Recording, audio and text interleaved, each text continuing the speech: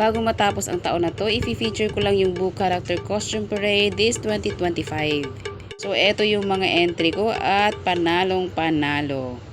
Yung grade 1 ko, siya si Zeus. Tapos yung grade 3, si Poseidon. At ang Ibong Adarna, yan yung panganay kong grade 4. So, lahat po yan ay gawang kamay DIY. Nakakatuwa kasi yung kapalit nung hirap at pagod, yung puyat, sila yung nakasungkit ng pinakamataas na award overall.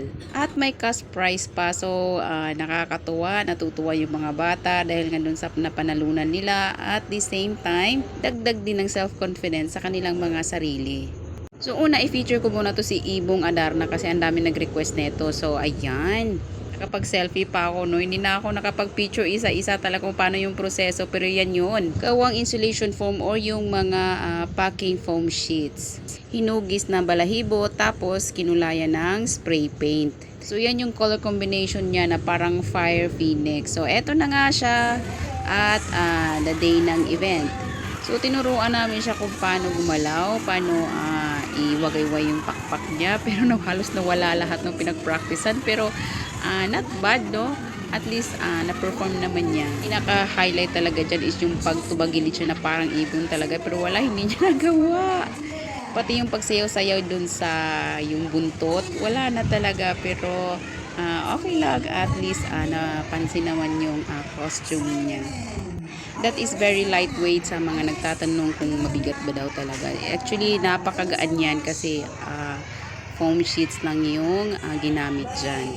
So, yun na nga. Ito labanan na ng mga nasa final rounds na ito. So, ayan. Nandyan yung tatlo kong anak. Si Poseidon, si Zeus, at si Ibong Adarna, of course. Ayan.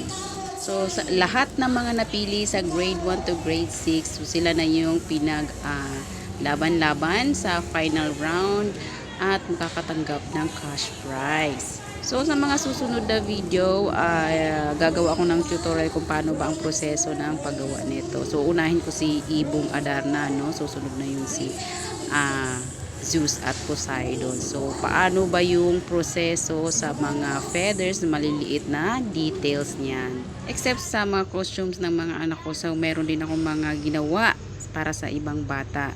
So, ayan. Actually, marami yan sila, pero hindi ko na talaga na-picturean yung iba. So, yan lang yun, yung mga nakaya kong picturean talaga.